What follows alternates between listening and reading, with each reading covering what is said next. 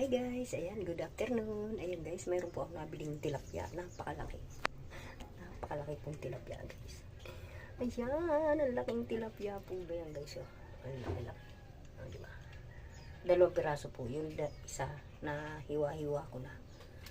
Ayan guys, tilapiyang malaki. Ayan, napakalaking tilapia guys. Ayan. Ayan. Ito po yung isa. Ito yung isa. Ayan, oh, diba? 2 po yun, guys.